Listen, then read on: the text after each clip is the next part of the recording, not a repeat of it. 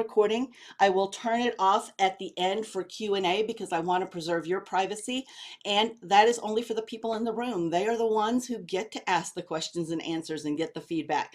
So you'll get a recording later this afternoon, as well as the handout and slides, but that link is only accessible right now while I'm speaking. After that, no more. Hello. Okay, we've got the West Coast in the house. We've got San Francisco Bay. Welcome, Eve. Welcome, Ganny. You're very welcome. We got River City in the house too. I am so glad everybody's finding that chat box because that is where I can hear you. So thank you for doing that, everyone. Let's go ahead and dive in. I want to say thank you to our wonderful Google partners who make all of this happen. Take a look at this screen in front of you or take a screenshot of that. Remember, you can get the slides. I'm going to drop it one more time there in case you just came in and you didn't see it at the very beginning. Using the link that I just dropped in chat is where you can get a copy of today's slides. They will also be emailed to you later today with the recording.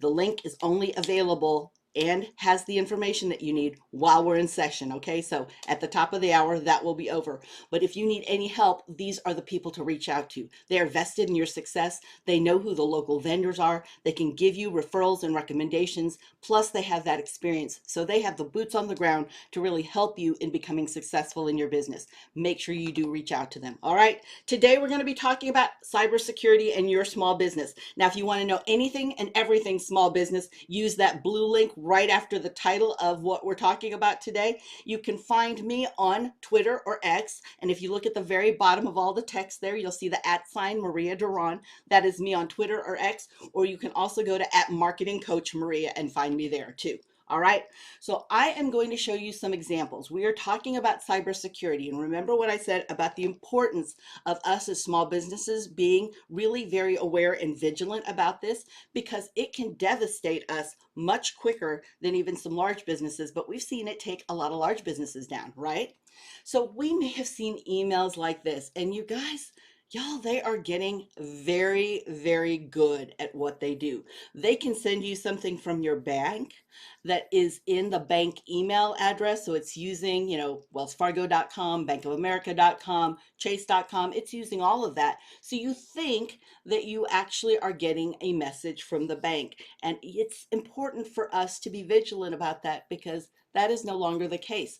In fact, I encourage people to never click on things sent in email unless they know the sender or they verify with the sender, or even if they have a link, let's say, to your bank without you having to go and utilize that email. Just use what you know or contact them directly, but not from the phone number or the link that you're actually sent. Okay, so absolutely, you'll see these messages, right? They still come in. They've come in from back in the day and they have not stopped. That Nigerian prince still wants to send us all that money. If we'll just click on that link, connect them to our bank account, we're all set to go. So we're all pretty savvy about that. But you can start seeing now that it's also coming in text, right? And so it seems pretty legit sometimes. And a lot of times we are under the false pretense that text is super safe. People at one time said, oh, it's too hard, too difficult to program, those kind of things within text. So people don't use that. But that's just not true. And to understand, 84% of us go here first. We go to a mobile device. When we want to know, go, do, or buy, there are websites that are no longer built even on desktop. They're focused only on mobile. And because of that, people are getting pretty savvy that mobile is a great place to be able to scam and spam and find people. All right, so you'll also see this as well. A lot of different ransom notices that will happen saying that if you just pay in Bitcoin, they will help you. They'll even say how helpful they're being to you. So today we're going to be talking about cybersecurity and why it matters to every business, even us as small businesses. We are not too small that somebody doesn't want access to our identity, our information, and of course, our resources. So how can we protect our business online? What to do if you're attacked? And then of course, I always end with a recap and resources. And everything that I talk about today is 100% free. It's just important for us to be diligent and vigilant because if we're not, we leave ourselves open. And that's what people are looking for, right? If you ever talk to somebody like a self-defense coach, you will hear them say that just awareness already and being aware and looking people in the eye when you're out there in public already deters a lot of people because they are looking for those crimes of opportunity. And if you give someone online that opportunity, you are more lucrative. It doesn't matter how small you may think your resources are. So we know a lot of small business leaders don't have an actual plan in place, crisis management in place if something happens. So this is something that customers are not just worried about now, they're becoming ever diligent about it and asking, what is your data security? What are your cookies? What is your data privacy policy? They're actually asking that. And you're finding that as you start rolling across different search engines and different platforms that offer advertising, they're even asking you to provide a link to your data privacy or your data breach contingency plan. So this is important to keep in mind.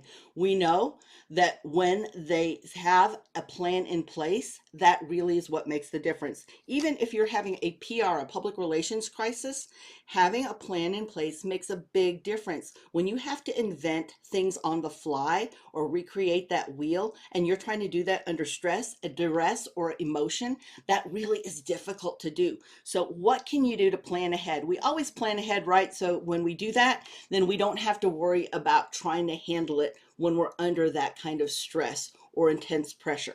That's the reason why I had you take a screenshot of the red square, because in case we need it, we have it there. Now we have a backup plan. We can come in and totally focus in building and developing a secure business and secure practices. So are you vulnerable? Do you think you are? All right, let's see. Do you protect your passwords and identity? Everyone, I will tell you right now, if you gave your Google password away to anybody, let's say you're working with a freelancer, a team member, maybe an agency said, you know what, we're going to make it easier for you. We can help you with your Google business profile, your Google ads, set up your Google Analytics. Just let us have your password. If you've given your Google password to anyone, what you've done is you've given away the keys to the kingdom, because Google cannot see you any differently than they see the other person that has your password. They see them as the owner of that business, that online reputation, and all the business tools associated with that.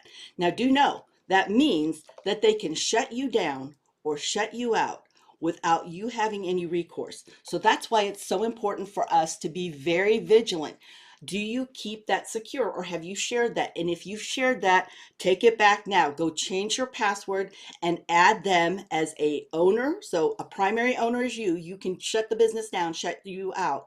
An owner of your business is somebody who can do everything that you can do. So a lot of people want agencies and freelancers to have that kind of autonomy, so they're not the bottleneck to some things being implemented or decisions made.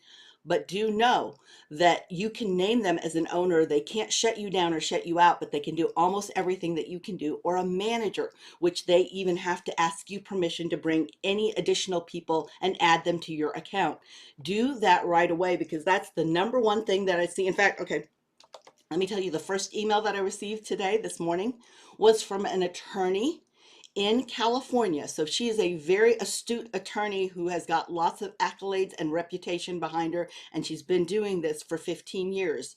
And she actually gave her Google password away, and she's lost access to everything on Google, and she has no way to get it back. She's tried and she's tried, and it's not something that is easy at all and very time consuming. So your passwords, before, don't give them away. So take a look at who you've given them to. Also, make sure they're difficult to guess. I was working with a financial institution who actually gave me access to all of their customer data, which they should never have done in the first place, but they gave me access to all their customer data, like who all the kiddos are, their home phone number, all their email addresses, their dates of birth, all of the stuff that I did not need access to as somebody marketing with the organization. All right. And the passcode to get into everything was Jesus. That was the security code. The security question was, who's your best teacher? Jesus. Who's your best friend? Jesus. Everything was Jesus. And so it was very, very easy and simple to guess. Make it hard to guess, okay? Keep them private. Do not share them. I can't iterate that enough, because I have sat across and stood across thousands of businesses anytime I talk on stage that will say, I've lost access to my account. I don't know how to do that. And that person's gone. They're no longer with me. I don't work with them anymore. And they run into these issues, which sometimes you just don't ever get access to that account. I've seen people lose thousands of wonderful 5-star reputation and reviews because they lost access. Use a different password for each account so it's not always Jesus, right? Oh, Jesus. Exactly, Cara. Exactly. Use a password manager. So Google has a password manager that's 100% free. So you could see that link there, the very bottom of all the text on the left-hand column. Feel free to use that. There are others out there too. You may use LastPass. Just remember, if you use any of those like LastPass, remember what your password is to open that. So that's your master password, because if you lose that, then nobody can help you. So it's important to do that. And then do enable. I know this is so cumbersome. I grumble at it all the time too, because I have to look at my phone to wait for the code, or I have to look at the authenticator that I have on my phone to look at the code. And it can make it very cumbersome, especially if you're meeting with somebody and you need that information right away. All of a sudden, under stress, you can't even remember what that passcode is. But it also keeps things secure. And you can know if somebody from Canada, from Mexico, from the East, from India, they're trying to actually access your account, you will get that information and have the ability to say, no, that is not me, and stop them in their tracks. And this is really important. So having that, either utilizing your mobile phone, using an authenticator, so that's an app that you actually have on your phone that will keep changing those numbers to authenticate when you do log in, or a security key is a must. Oh, okay. Can everybody hear me? I do see somebody saying that they can't hear me, and that may be a setting on your side, but can everybody hear me? Okay. Everyone, let me message this person. Um, okay. Everyone can hear, and it may be your speaker audio setup. Okay, just making sure. All right, everybody. Thank you for the confirmation there. I just wanted to make sure that something didn't get glitchy on us. Thank you, everybody. Thank you, Janice. Thank you, Becca. Thank you, everybody, too. Before that, Tracy, Sarah. Thank you, everyone. All right. Now, Google Workspace and Google Accounts do offer the two-step verification. You've probably been exhausted by that constant pinging of, okay, set up your two-step verification. But this is why, is because we see this on the rise. It is so lucrative. You know, in 2020, when the whole world changed, a lot of people took their storefront location, location, location to make it an online location, location, location. But now they're trying to juggle everything, and they weren't as diligent as they needed to be with taking care of their passcodes. So people are seeing that as an opportunity. Remember what I said about crimes of opportunity. So when you're in your Google Workspace account, so this is the actual space that you set up with Gmail, and you have access to your Google Drive, which has sheets that acts like Excel and docs that acts like Word, or slides that act like PowerPoint. You might have people trying to access that. So remember who you limit to seeing your actual files. Go back and take a look if you've shared files and you haven't taken a look in a while to see who actually has access on it. Perfect, perfect. Yes. Warn users when they share it. So it does warn you. It'll say you're sharing outside of your company. So you're giving them access to a file folder that now they could share with other people who may be logging in using their actual account, their Google account. So restrict any calendar sharing too. You don't want people to know where you are, when you'll be in, and when you're not going to be in. Remember what I said about crimes of opportunity. If I know you're out and about, let's say every evening from 6 to 7, you're getting something done and you're gone, so the office is closed up or you're away from your home base, then that gives me an opportunity to know that I can work undercover and do things that I don't want to be seen for doing if that were my nefarious strategy and goal. Again, admins should be able to recover the information on their account, because that's why it's set up and very specific about people's roles. So if you take take a look at the link at the very bottom there, that'll help you walk through some of the settings that you may need to adjust. Also control who sees and shares your file. So when you select a file you want to share, you can see there that when you click share, you see the drop-down menu on that right-hand side by the graphic that looks like a laptop. There are several roles. Viewer, which means they can just see it. Just like today, I shared a file with you on my Google Drive. It happens to be a shared drive, so I have the paid Google Workspace account. So my shared drive works absolutely separate from the rest of my account. People can do whatever they want to in there and has nothing to do with the rest of my account.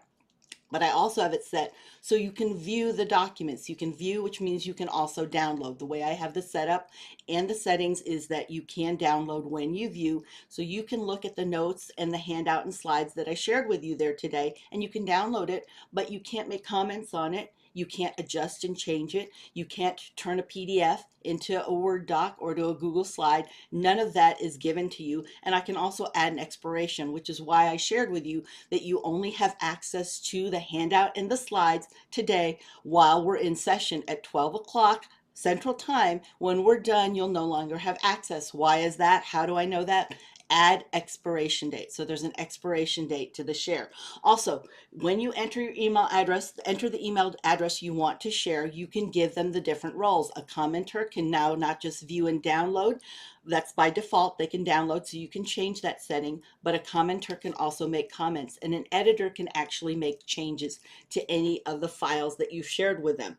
Now you can check to notify people if you want them to be notified in their email. They'll be sent an email, and you can also click send or share at that point. So you'll see the bottom link again are some best practices and secure practices to share documents. All right.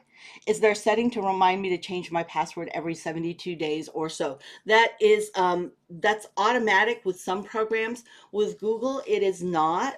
So that's something that you might want to take a look at and set for yourself, perhaps as a reminder in your calendar, Lillian. But for Google, it's not for some things. Now, the Authenticator, because the Google Authenticator is an app that you actually have on your phone, and that Authenticator, let me see if I can bring it up so I can show you what it looks like, because I like visuals, right? All right, so this Authenticator, um, you see, I love Pizza Hut. All right, where is it? There it is. My Authenticator. See how it's that very primary colored Authenticator? Where is that? Right here. Well, don't click on it, Maria. All right, there.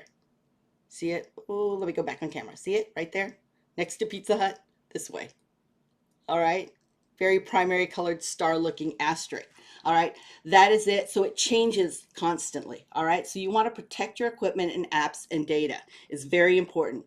So that means don't leave your computer unattended, even if you're in public. You know, we hear a lot of dangers because what we see on the rise right now are people getting their drinks spiked. So we won't leave our drink, but we'll leave our computer unattended and without any, or our laptop or tablet or phone without any passcode on it, or with the passcode already entered and it's still left open and available to people. Yes, you will be getting a copy of this actual slides, and as I shared earlier, you can get it right now, but it will no longer be available after the end of the session, and it will be emailed to you. So I am making a recording, and that will be sent to you later this afternoon as well. All right, the link to the docs, Lillian, I put it there again. It was at the very top when we first started, and I've dropped it a couple of times in the chat, but I just dropped it again so you got it, okay? So use that lock screen. That's important too. And that enables then the services or apps you can need, the people can use, you can make sure that are available to them. For example, when I'm in my Google Workspace, I might not want anybody to download and utilize different tools, so I can turn that off in my admin console when I do have other team members utilizing that Google Workspace too. You're very welcome. You're welcome, everybody. Use that link because again, the slides in the handout are only available because it'll expire at the top of the hour and then it'll be emailed to you with a recording. Also, do not trust unknown USBs. For the first time, I did a session. So I live in Midland, Texas. Midland, Odessa, Texas is at the base of the Panhandle. And I did a session in person last week in Odessa, and they would only take my presentation by USB. I haven't done a USB load in probably 3 years. And because I download everything and utilize Google Slides like actual PowerPoints, but they needed a USB. So it's really important that you have a scanning tool to do that. They didn't have a scanning tool and they really needed one, because if I had a nefarious software on there or a virus on there, I would have infected their machine. So with your employees or your team members, this is actually your, even your vendors and freelancers, require them to use encrypted devices. The last thing you want to do as a business owner is to have a client tell you that they lost their identity, their information, or they've lost money because of you. That is soul crushing to know that you have not been a great steward with other people's data, privacy, or their money. So require a PIN to unlock devices. Go over this with your team. You may think, oh, this is easy, second nature. Everyone should know it. Just because everybody should know it doesn't mean that they actually do that. And have the ability to remote data wipe. That is what I I do with my actual email addresses on my team. So if you're using the klibrand.com email address, I have that ability to do that, to keep all of the information that we have for the company safe and secure. Keep your software up to date. I know we get tired of WordPress. How many times do you want to update? How many times Zoom? How many times Slack do you want to update? But those updates are meant to address any of the current viruses and attack, because I will tell you, the hackers are brilliant and they stay up to date with what they're doing, and we need to stay up to date with our security measures. So avoid that software that doesn't have that opportunity, and make sure that you have policies regarding this, because if you think people are just going to understand it because that's common sense, we already know common sense is not common, right? So Google Workspace is set up that way, but look at your email and look at the programs that you're using. I'm talking about Google Workspace because I know that really well, and you can see the security link there on that, because a lot of people have free personal Gmail and free personal Google accounts, and you need to know that too. Even though it's free doesn't mean that you can't have security there, so take a look at all of that. And protect your customers too. So when we protect our customers, one of the things that even makes a difference on how you're found in Google is whether or not you have this S. So let's look closely at the sides. If you'll see, it says HTTPS, Hypertext Transfer Protocol Secure. Now you know what that HTTPS means.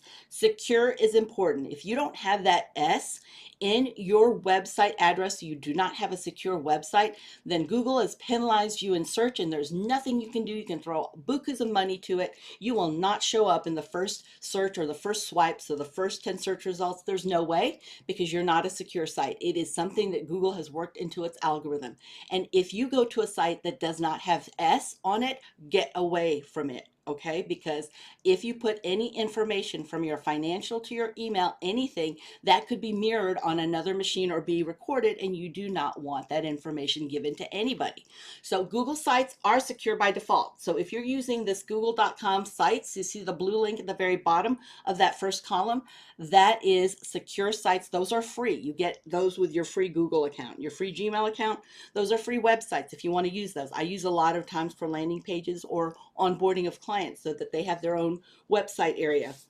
And understand those are all secure already. So they have the S. For your email, is it secure? Does it support encryption? Do you have the transport layer security? Do you have two-step verification? This is so important. I never ask for any information like credit card, security number, or anything like that by an actual email unless I am using some sort of encryption tool. And even then, I would much rather you enter it into the secure site than try to chance that we are going to be transporting information back and forth, and that I was something that instigated or helped you in losing your information. So remember what we said about suspicious emails? We still also need to take care of our own email, because we don't want anything infecting our email service provider or our email account, and then that being sent out to all of our customers. So make sure you take a look at things before you download files. In fact, I very rarely, and it's usually somebody who has never used a link and actually using a Google Drive link, because they'll put an attachment on there, even your PDFs. So these are portable document formats that are sent to you, can have something attached to them. When you visit new websites, I actually have a security program and platform on my sites or my actual desktop that is scanning if it sees a site that is dangerous or is not secure. Do not click on any email that you weren't expecting, and look for those suspicious email addresses in the signatures. But they're getting pretty good now, everybody. They're getting really good. All right, Ace was just all over everything in social just less than a week ago, because Ace is known for their customer service. In fact, I love that they highlighted the fact that their workforce is more of a more mature workforce, so they have a lot more life skill and actual experience that they share with customers who come in, and they really have a different customer service mindset that really has put Ace to the very top, even though they may be more expensive than Home Depot and Lowe's. So it's funny that they're here, right here at the very front, but I'm speaking positively about them because they had a lot of good positive PR and socials.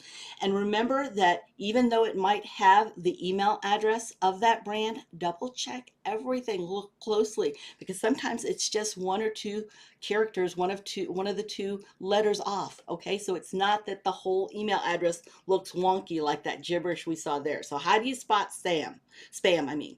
You're going to look for an unknown. Sam is not the unknown sender, right? Spam is what we're looking for. No profile picture. Look for the copy. You know, it doesn't even sound like it's spoken conversational English. So look around at that. There's always a sense of urgency, right? Is there software that can scan PDFs? Any recommendations? Ooh, I'd love to hear. Let everybody, if somebody knows, say so in the chat box. I would love to know. I can't make any recommendations in the Google team, but if you email me afterwards, I can also send you a link as just Maria the person, okay? Can you spot the fake here? Take a look at these two. Take a really, really good look. Can you tell the difference? Anybody want to shout out in the actual chat box where the difference is that they see? I know it's kind of hard. It might be a little bit blurry for you, so maybe you're having a hard time seeing it. Email addresses, right? So email addresses. The one on the right looks fake, okay? Let's take a look at it and see. This URL, it's the URL, everybody. And I know it's kind of grainy, so I may not see it, but the URL here, that is the unknown sender at example.com. So it's the one on the right. Accounts, that is not the right URL. In fact, look at that. It's accounts.google.com.https. That's not correct. That is not correct. All right. So it's really important for us to pay attention to the URLs. It's not just the email address, right? Absolutely. It's the one on the right. Now I know that Gmail does block the spam, so you might be frustrated with this because it puts email that you're marketing and you're using in your email marketing in the promotion tab or even in spam, but that really is to protect, because a lot of people are not being secure with their email. And you can see a lot of information about that at the link at the very bottom there to the left. So the most important thing is to really think and check things before you click. Let's not have regrets, everybody, not in this area. We've got plenty other ones that we can have. Hey, I wanted to take a moment to give a shout out to our sponsor, Shortform, which is a wonderful tool to help you be able to work smarter, not harder, by being able to take tremendous amount of information and get to the actual gist of it. Really, all of the key points, from blog publications to articles to actual videos in YouTube to books. You have all of that available to you through Shortform, and I've got a free trial available for you utilizing this link. Every week I do the Google update, which every Wednesday the audio format comes out in our free community, and then on Thursdays you get it by email. How I'm able to do that, because I look at 65 to 70 different sources, again, from video to actual articles and publication, is I'm able to utilize Shortform to help summarize and look at exactly what is the key points that would be of most interest to me, and whether or not I should delve in deeper so that I can apply how you can actually apply that as a small business and content creator, making the most use of an update for you. I utilize Shortform. Feel free to use this link for your free trial. If you decide to subscribe also using that link, you'll get 20% off, which is great, because for the price of one book, you have access to all of this, and it truly is very focused and complete. It is the best tool that I get to use, and I wanted to share it with you. Thank you again to Shortform for sponsoring many of the audios in this video. Make sure that we plan ahead. So we're covering this with our team members, with your freelancers, your contractors that you work with, that you give access to things that could really take down your business and the privacy of your customers. Have that plan and know what needs to happen next. If this, then that. Make sure that you're covering that with every team member. Again, it could be a part-time intern that's helping you out. It could be you've got a freelancer VA that helps you, a virtual assistant that helps you out 5 hours a week. Still, everybody needs to know this, because those are the weak links where somebody who's a hacker who has other plans to get your information or your customers' information will actually win. So actually have a record of what platforms you have. It's funny how many people I talk to when they're marketing their business, and I'll ask them, well, where are you marketing your business? Where are you listed? Where do you have everything at? What, places, like for example, realtors may use Zillow or Realtor.com, and they won't know. They will have no idea that, I think it's this, that, but there's no list. There's no record. So they have no place to know where and when something may be hacked. And if they're using that same email address and that same password in that platform that they use for all their others, what they've actually opened themselves up to. Are they up to date? Are they keeping their software and the platforms up to date? What hardware do you use as well? Are you keeping that up to date? Have really clear policies. Internal training webs is so important, okay? This is so, I mean, and there is an AI. I have not used it myself, but I have lots of clients and businesses that I coach that have used it, which is guidde.com. But you can also use a recording when you're doing things. When you record it for your team members, you can show them how you keep things secure. And sometimes just somebody watching over your shoulder, so there's a screen recording of what you're doing, will help people get into better practices that you might think are common sense again, that somebody would do that they don't even do. So do have a designated mailbox or a security specialist that you work with, or an inbox that you have that's backed up, that will actually be able to be there should something happen and go down. So talk to the employees. This is the big thing. A lot of people don't talk to people until something happens, and that's not the time when you want to come up with a crisis plan. You also want them to share their concerns. They may tell you, you know what, I've noticed that in the DMs, so the direct messages of Instagram and Twitter, there's somebody doing this or saying this, and they've been sending a lot of links. In fact, one of your customers mentioned that when they sent a DM to me on Instagram the other day when I was doing some posting for you. Listen to that, because those are where you see people testing the opportunity that they have to access information.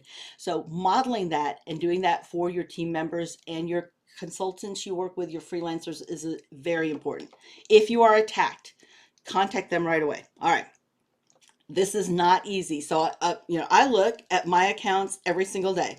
I look at my credit cards. I have a lot of virtual credit cards. So I actually look to see what's happened. And one day, in 9 charges in a row, the same exact charge came from something I was not even familiar with. So I did not just contact any link. I contacted the phone number that I had from my little padfolio or portfolio that the bank actually gave me when we set everything's up, and I called them and I said, okay, take a look at this. And the person at the bank looked at me and she said, or well, yeah, not looked at me, we were on the phone, but she said, well, it's a subscription. So it's your subscription that you set up. That's why you see 9 charges. And I said, I have never bought from this company. I've never had the subscription. When did the subscription start?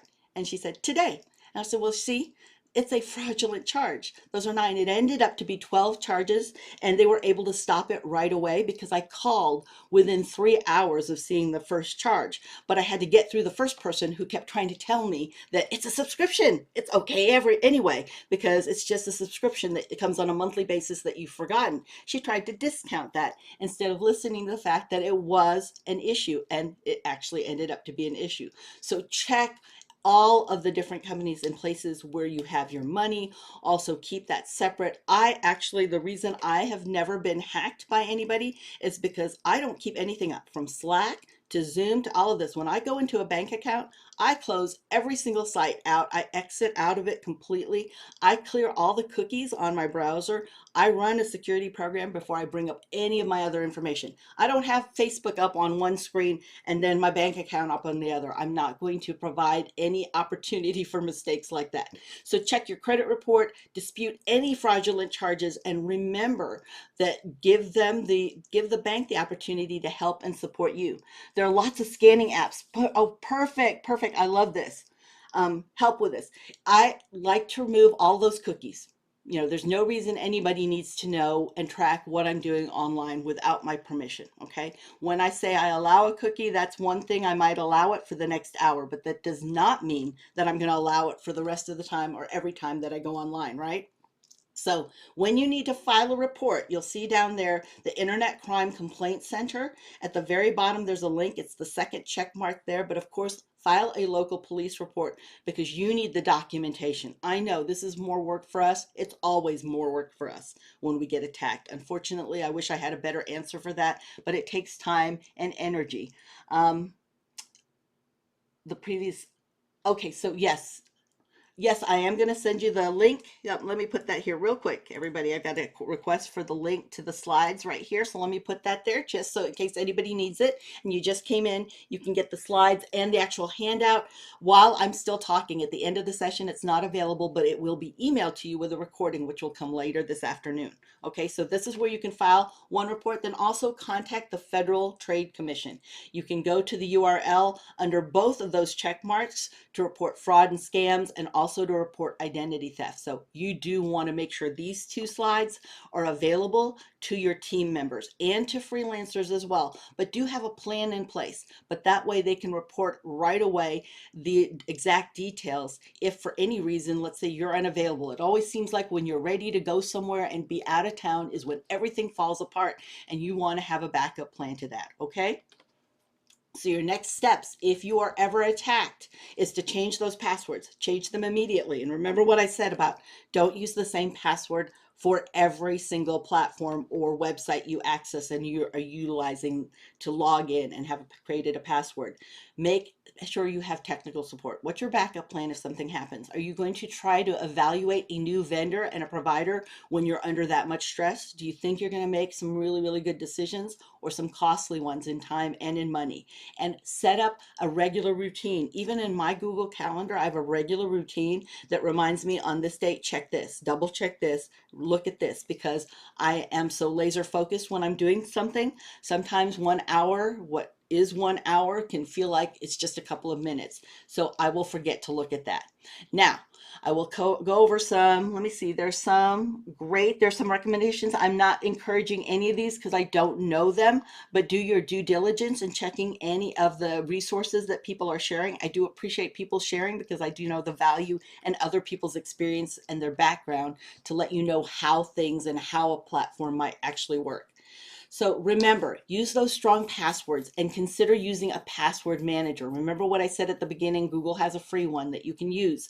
Use two-step verification. I know this is exhausting. I hear it every time I'm in a meeting. Oh my gosh, wait, I have to log in and this is a process because I've got two-step verification on. Understood, but this is to keep you safe. I wish the hackers were not as diligent and vigilant, diligent really, and as focused as they were.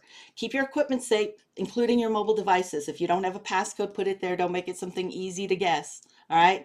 Secure websites, only visit those with HTTPS. Only have HTTPS on your site as well. Make sure that you are secure and being a good steward with people's information when they do business with you.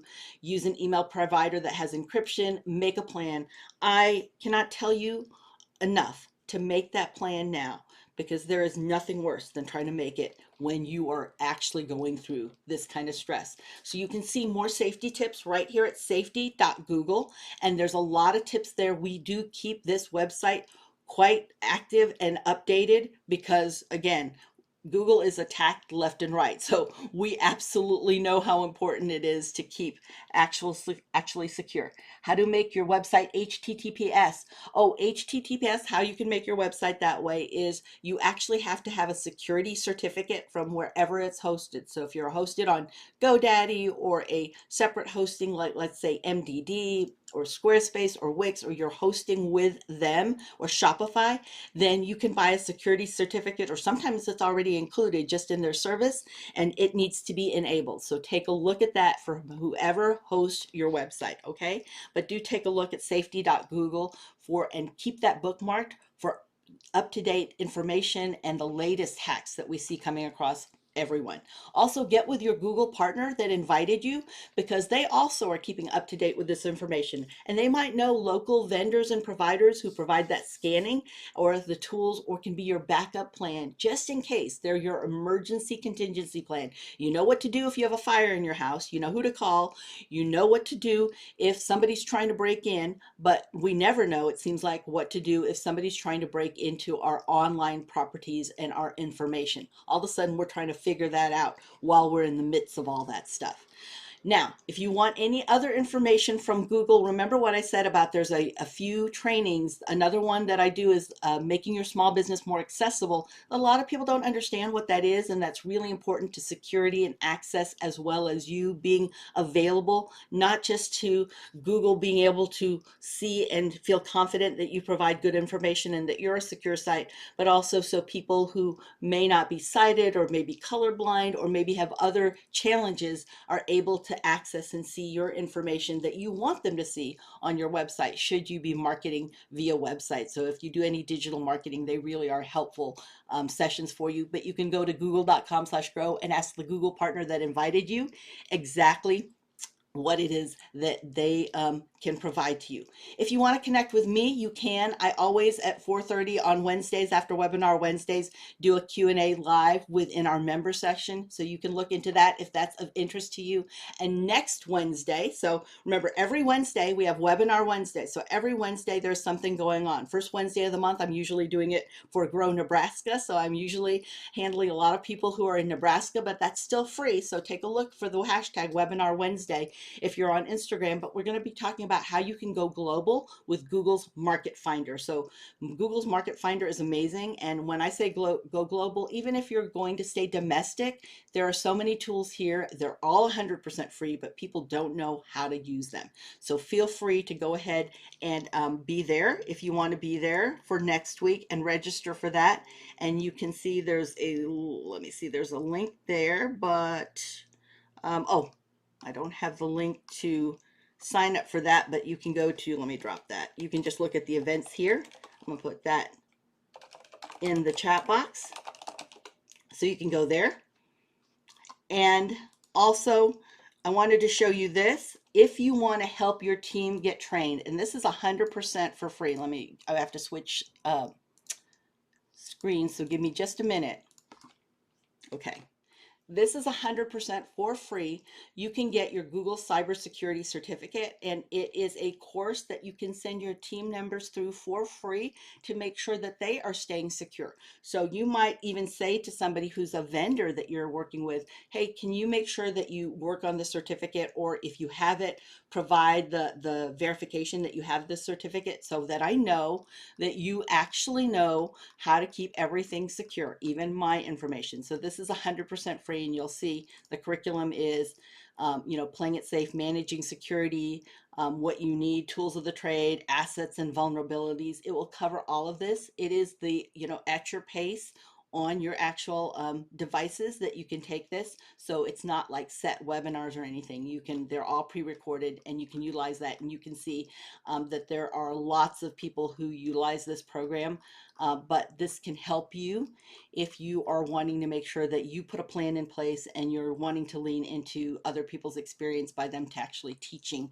your team members on how to do that. Okay. All right, let's go back to the presentation.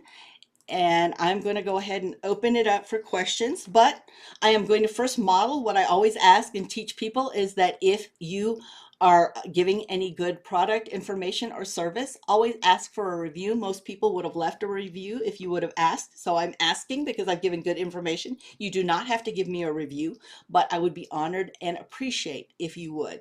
So here's where you can leave me a review. I'd love to know if I've been helpful to you, and you can contact me anywhere on socials. I showed you two that I'm active on at the very beginning in the title slide, but if you go to bit.ly/findmaria, and it's all lowercase, and do know that Norton Antivirus gets really excited and does not like bit.ly as a link, but you could go to bit.ly find Maria. That is where you can find at least all of my socials and connect with the one that you use most regularly, and I will connect with you there as well. All right, we're into Q&A. I'm going to go ahead and stop.